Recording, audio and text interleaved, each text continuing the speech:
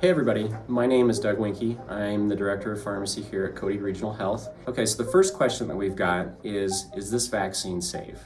So just to put that in perspective for everybody, over the first 10 days of vaccine rollout in this country, about 2 million doses were given.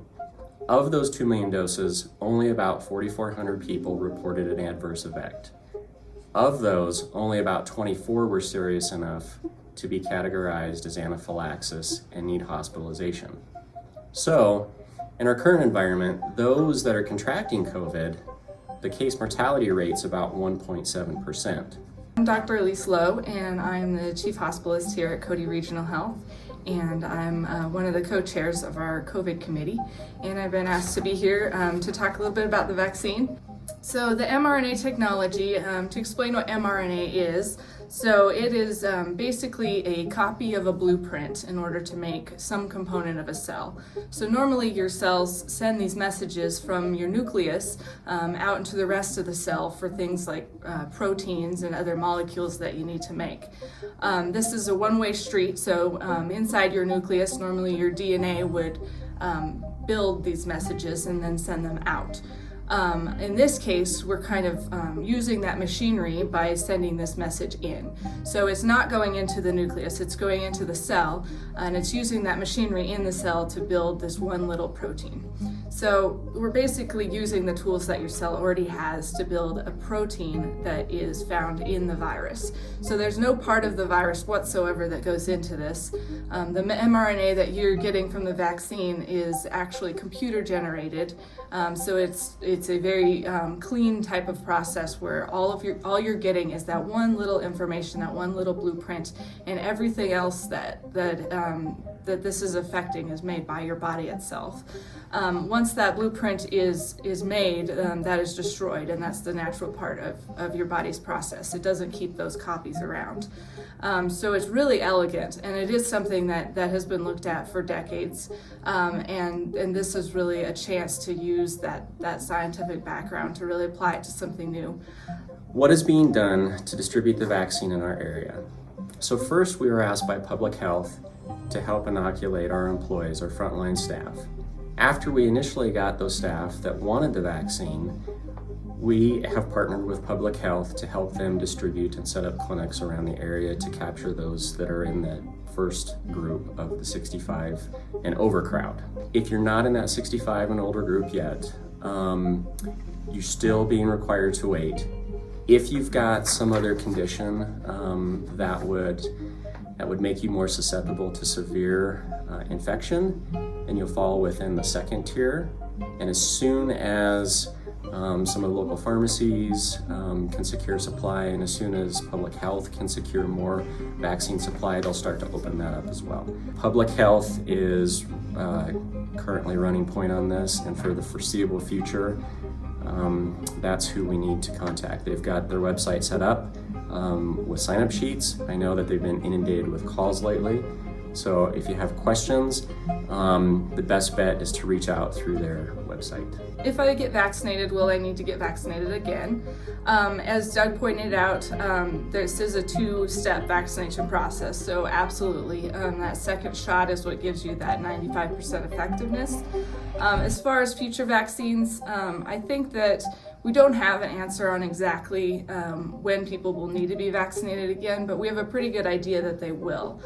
Because of what we know about viruses and the way they mutate and the way your immune system starts to decrease its effectiveness toward a pathogen over time, there's a very good chance that we will need repeated vaccinations of this, but we haven't had the vaccine around long enough to show exactly how long that will be before we need it again. Is it safe for me to get a vaccine if I have an underlying medical condition? So currently, the recommendation from the CDC is a resounding yes. The only reason why somebody should not get a vaccine for this right now is if they've ever had any severe anaphylactic reactions to any other vaccine. So, short answer, it's pretty wide open for everybody at this point. There is another strain of the virus that was seen in the UK and is now basically spread around the world that is definitely spreading faster than the previous strain. At this time, we don't have any reason to think that our vaccine won't also be effective against that. So our vaccine is targeted toward a specific membrane protein that is integral to the virus itself. So these new mutations at this time we don't believe will affect the effectiveness of the vaccine. So our next question, is it safe to get vaccinated if I'm pregnant or breastfeeding? So the short answer is yes, but it's something that we would recommend that you talk with your OB about, and they should be able to discuss your risk factors for coming into contact with COVID before you proceed with getting vaccinated. If you're breastfeeding, yes, it's like any other vaccine. Breastfeeding is okay. There's no evidence that would suggest that the vaccine crosses over into breast milk. The vaccine itself, when it's injected, is pretty short-lived and goes away in your system pretty quickly. I have another question here. If we get the first vaccine and then contract COVID or get antibody treatment, what do we do about our second vaccine dose? This time we'd recommend you go ahead and get that dose. We think that getting infected certainly gives you some type of immunity, but we know it's not the long-term immunity that is brought by the vaccine. I think in the future, we never know what we'll discover. Maybe getting infected would have some effectiveness as far as boosting your immune system, but we don't know that right now, and this vaccine is incredibly important, and you have to stick with what science does know, which is that this two-vaccine process is what gives us 95% immunity. What are the ingredients in the Pfizer vaccine versus Moderna, and why are they different? So there's really not a whole lot of difference between the two. They both contain messenger RNA, which is the instructions that your body uses to make part of the virus that it will later recognize. It's sort of like a mugshot that your body would later recognize to neutralize that virus.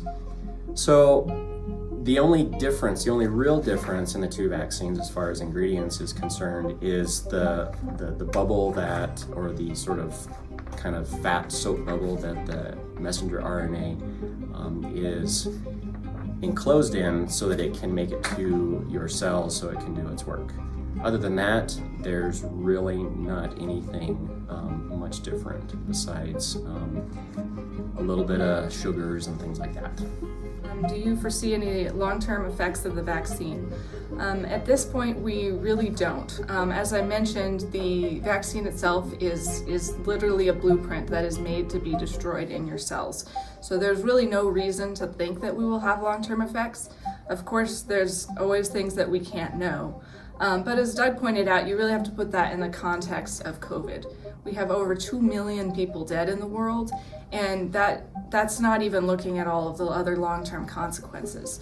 So I just read a study this morning that up to 20% of people have what we call long COVID, which means COVID that symptoms last 4 to 12 weeks. After that, you can have post-COVID syndromes, and up to 10% of people who have infectious symptoms from COVID have some sort of post-COVID syndromes after that 12-week period. We're talking about long-term effects after 3 months from when you get infected. The kinds of things we're seeing with COVID causing clots in the brain, in the heart, in the lungs, causing really high inflammation that is an independent factor that can lead to heart attacks down the road.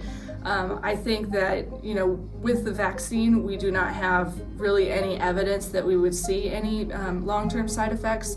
We don't know what they could be, but we do definitely know the long-term side effects of COVID are very concerning, and at this point would greatly outweigh those that we could possibly conceive of from the vaccine.